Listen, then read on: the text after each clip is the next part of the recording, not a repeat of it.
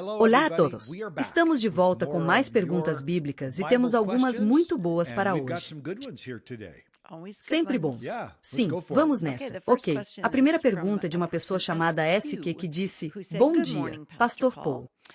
Tenho estudado o segundo Evangelho de Reis juntamente com seus vídeos e você mencionou que a cura de doenças foi prometida aos judeus apenas no Antigo Testamento. Quero um esclarecimento. Quando oro pedindo cura, digo, pelas feridas de Jesus, fomos curados. Não é assim que deveríamos orar?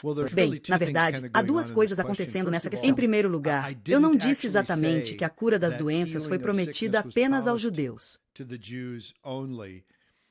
Isso dá a entender que Deus prometeu a eles que nunca ficariam doentes. E isso não é bem verdade. O que ele lhes disse foi que nenhuma das doenças que atingiram os egípcios os atingiria. Eles viviam lá há 400 anos e conheciam os tipos específicos de doenças que os egípcios enfrentavam. E Deus estava simplesmente dizendo: se vocês seguirem a lei e forem obedientes, então eu não lhes causarei essas mesmas coisas. Ele não estava dizendo que eles nunca lidariam com qualquer tipo de doença. Agora, precisamos falar também sobre esse segundo tipo de ideia, em que essa pessoa nos pergunta se devemos orar usando a frase pelas chagas de Jesus fomos curados, e não é assim que devemos orar.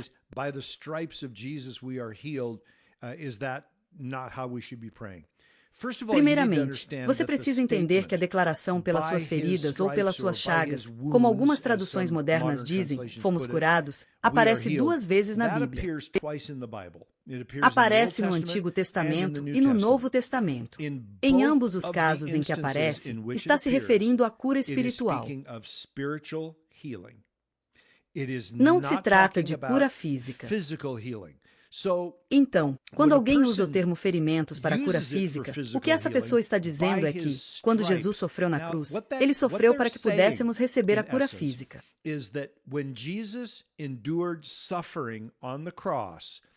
He endured that suffering so that we might be granted physical healing. They're saying, eles estão dizendo que, por meio desse sofrimento, estamos reivindicando essa cura. E o que essas pessoas estão fazendo é dizer que um benefício do sofrimento de Jesus na cruz é que agora podemos reivindicar a cura. Em outras palavras, é um benefício do que Jesus fez na cruz. Tudo bem, agora, deixe-me comentar que isso não é ideologia bíblica, certo? Já mencionamos que a expressão pelas suas feridas somos curados ou pelas suas chicotadas sempre se refere à cura espiritual na Bíblia.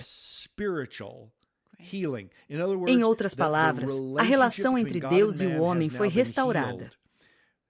E esse é um benefício do seu sofrimento na cruz. Por quê? Porque, quando ele sofreu, levou sobre si as nossas iniquidades que nos separavam de Deus. Agora que a separação foi superada, Jesus foi punido em nosso favor. Não é um pensamento bíblico acreditar que o que Jesus conquistou para nós em seu sofrimento e vitória na cruz foi a cura física.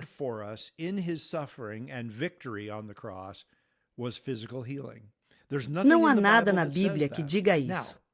Agora, quero ter cuidado. Não estou dizendo que Deus não cura.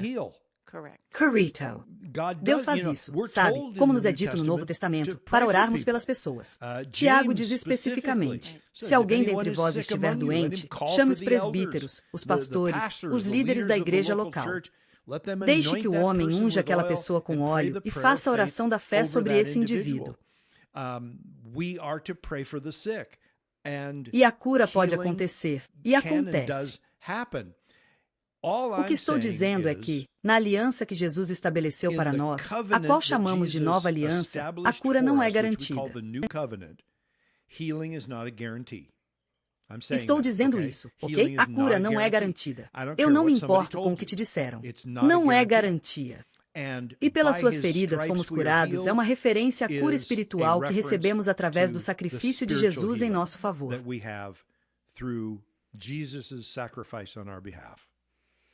Isso é muito completo. É uma resposta muito a seguir. A segunda parte. Bom, temos duas perguntas que surgiram em um assunto relacionado e eu vou lê-las ambas.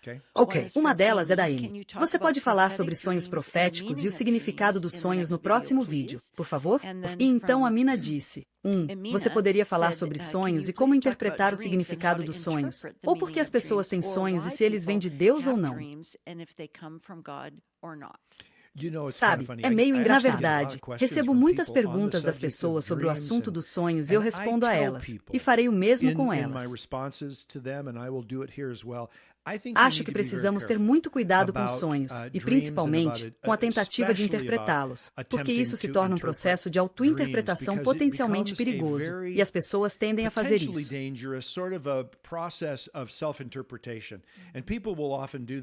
Eles vão dizer: eu tive um sonho e é isso que eu acho que ele significa.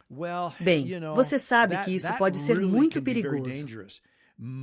Meu conselho para as pessoas que me escrevem dizendo: acho que o Senhor me deu um sonho. Ou às vezes elas simplesmente dizem: o Senhor me deu um sonho. Eu digo a elas que, antes de mais nada, precisam orar sobre isso.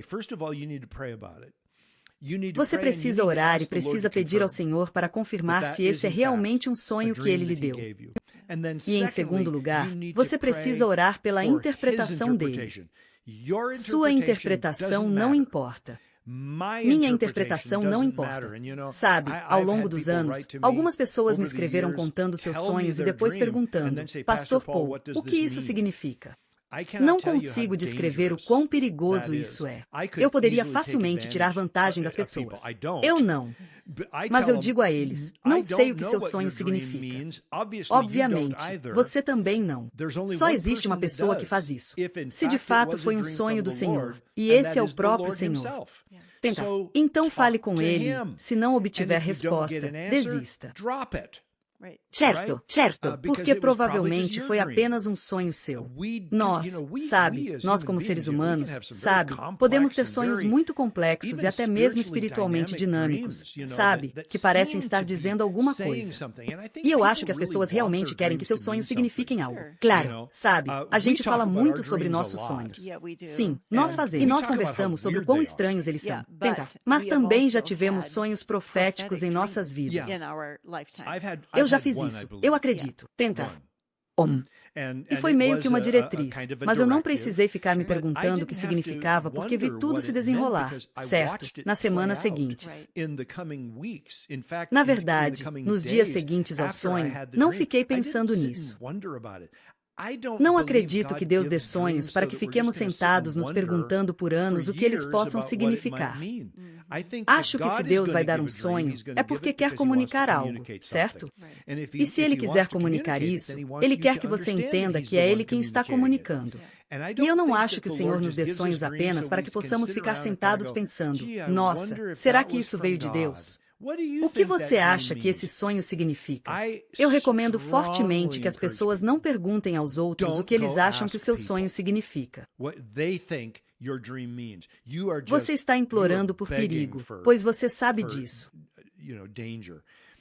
Aliás, quando se trata de sonhos e coisas do tipo, as pessoas gostam de citar aquela passagem de Joel que fala sobre sonhar sonhos. Na verdade, a passagem de Joel é mais ou menos assim. E acontecerá depois disso que derramarei o meu espírito sobre toda a carne. Seus filhos e suas filhas profetizarão. Os vossos anciãos terão sonhos, e os vossos jovens terão visões, até mesmo nos servos e nas servas. Naqueles dias, derramarei meu espírito. Agora, se você observar o período de tempo em que Joel diz, e depois disso acontecerá, isso se refere ao período após o retorno do Senhor. E essa promessa é dada ainda mais ao povo de Israel, especificamente ao povo do reino do sul de Judatânia. Não é apenas essa promessa a todas as pessoas, certo? Que Deus vai nos dar esse espírito e realizar nossos sonhos. Isso não quer dizer que Deus não quer ou nunca dá um sonho.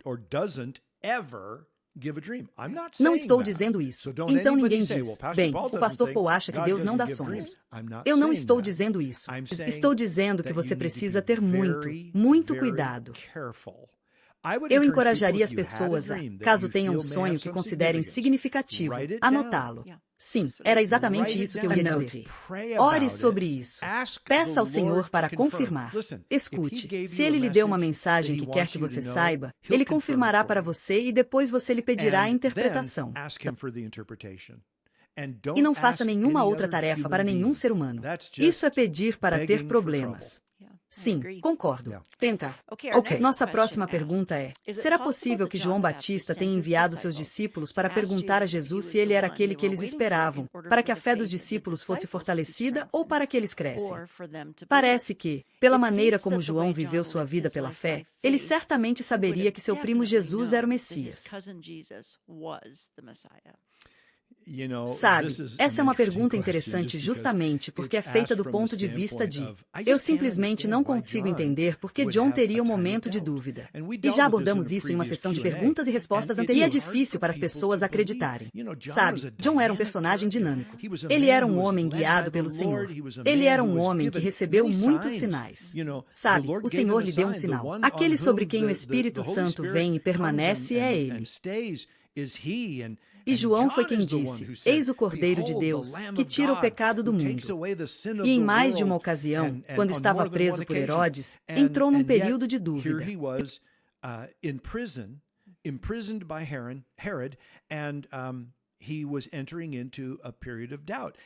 E para muitas pessoas, incluindo obviamente a pessoa que está fazendo essa pergunta, é simplesmente demais.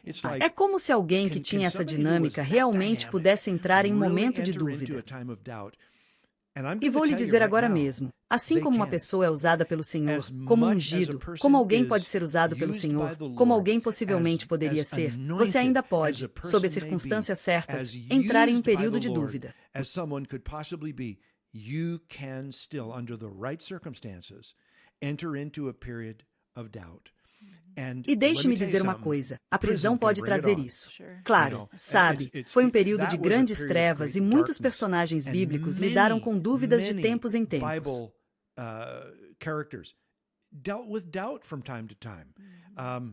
Suandan devem depressão, você sabe, Elijah, você sabe, deprimido, queria morrer e ainda assim foi usado tão poderosamente pelo Senhor. Sim, isso pode acontecer. Não acredito que João tenha enviado seus discípulos por causa deles. Não acredito nisso. Acho que foi John dizendo: estou sofrendo aqui. E dúvidas começaram a surgir em minha mente, e eu não quero ter dúvidas. Então, eu quero te perguntar, você é a pessoa que estamos esperando, ou devemos esperar por outra? Na verdade, é reconfortante para mim ouvir você explicar isso, porque alguns desses personagens bíblicos, como chamávamos na escola dominical, parecem tão sobre-humanos. Eu sei, e é tão bom para nós lembrarmos que a natureza humana é bastante consistente. E muito frágil. Tenta. Sim, John era um homem sujeito a todas as dificuldades da vida, incluindo a dúvida.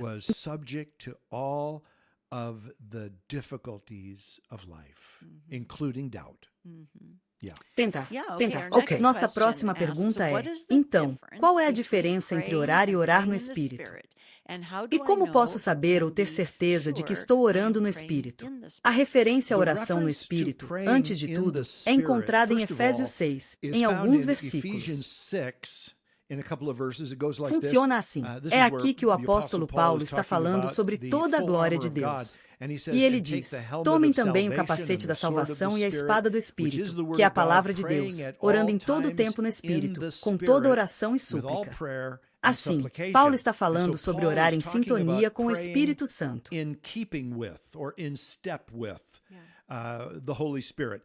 Sabe, nos disseram para andar em sintonia com o Espírito Santo.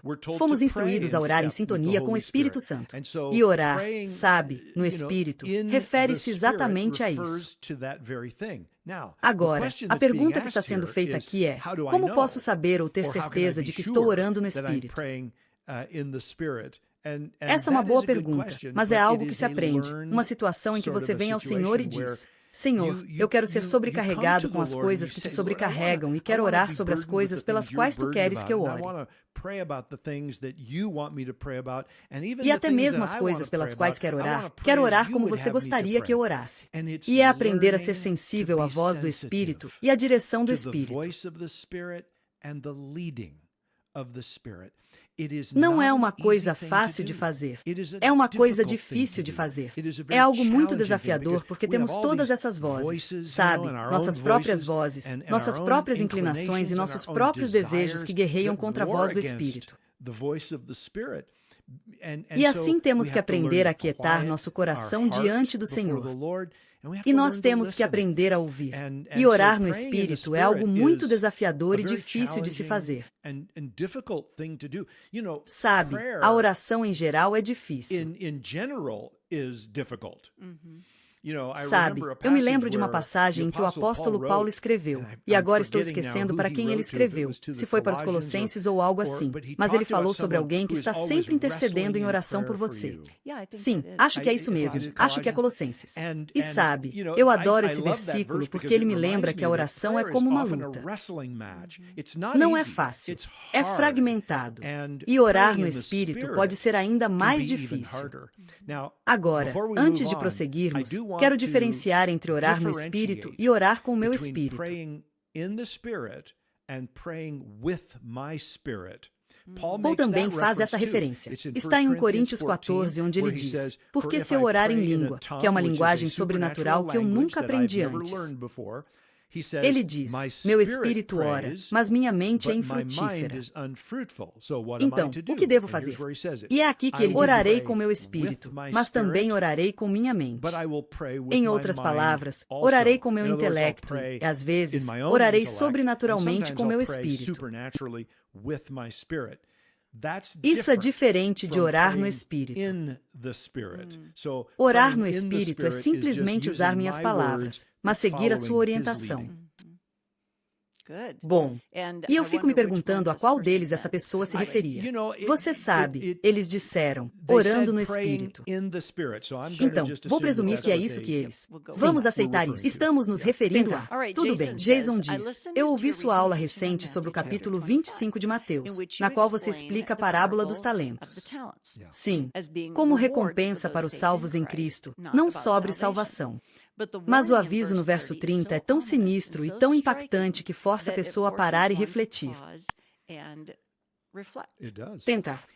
Se esta parábola trata de um julgamento de recompensas, por que Jesus lançaria o servo inútil nas trevas exteriores?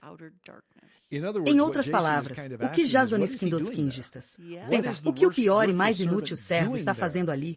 Mesmo que isso seja o que costumamos chamar de julgamento final, onde os crentes comparecem perante o Senhor e são recompensados de acordo com a forma como usaram o que Deus lhes deu.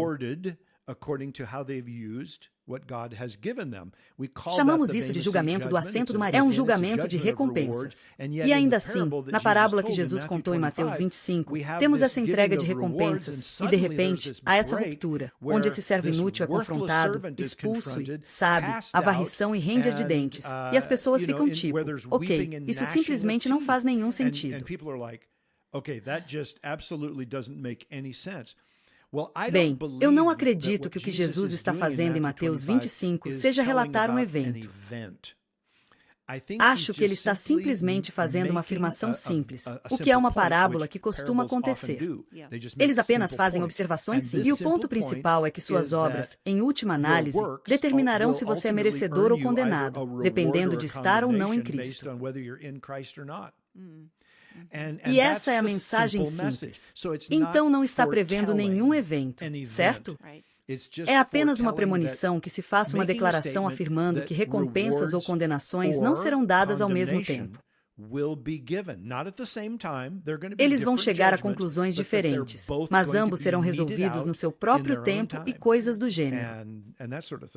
Então, acho que temos que ter cuidado. É exatamente esse o ponto que estou tentando explicar. Devemos ter cuidado ao presumir que a parábola está falando sobre um evento específico, como ocorrido nos últimos dias. Isso torna tudo muito mais claro. Tentar. Ok, e a nossa última pergunta de hoje é da Dorothy, que diz, obrigada por este site onde podemos escrever nossas perguntas. Adoro seu canal no YouTube e os versículos de Very Biblical Teaching. Minhas perguntas são, e então ela tem duas delas. Para onde vão os salvos e os que não são salvos durante o período da tribulação e do milênio quando morrem? Você quer responder isso primeiro? Claro. Ok, sabe, a Bíblia não diz especificamente, mas presumimos que aqueles que morrem em Cristo durante o período da tribulação tribulação vão estar com o Senhor e então haverá ressurreição para eles, e que aqueles que estão perdidos vão para um lugar de punição aguardando o julgamento final do trono branco. There will be a resurrection for them, and that those who are lost go to a place of punishment awaiting the final white throne judgment. Sim, sim. Ok. E então ela diz, e quando esses santos receberão seus corpos glorificados? Os santos, bem, eles terão sua própria ressurreição durante esse tempo. E sabe, eu encorajaria as pessoas a irem ao nosso site, lifebibleministry.com, e lá encontrarão um link. Na verdade, se você acessar o livro do Apocalipse, encontrará um botão na parte inferior do estudo que leva a um PDF contendo a linha do tempo dos últimos dias.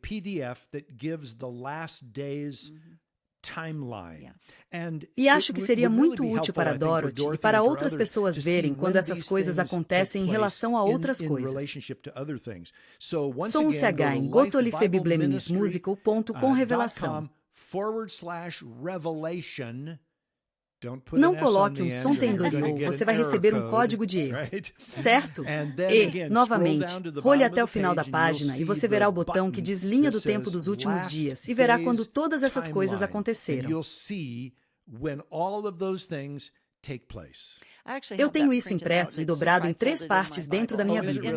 Na minha Bíblia, o tempo todo, sabe? Essa é uma ideia provavelmente é uma boa coisa para se guardar na Bíblia. E é o nosso site de tal forma que, quando você o acessa, pode imprimi-lo e fazer exatamente o que diz. Basta guardá-lo na sua Bíblia e depois consultá-lo. Eu acho que é uma daquelas coisas que muitas pessoas simplesmente são muito difíceis de manter tudo isso em sua mente. Para ter esses pequenos recursos que você mantém em sua Bíblia ou em seu diário ou onde quer que esteja à mão, acho que é uma ótima ideia. É uma ideia realmente boa. Essas são as nossas perguntas para este episódio. Agradecemos muito por enviá-los. Continuem enviando. Você pode enviar suas perguntas para este endereço de e-mail, questionsbibleministra.com, e faremos o possível para apresentar ou responder a sua pergunta em nossos próximos episódios.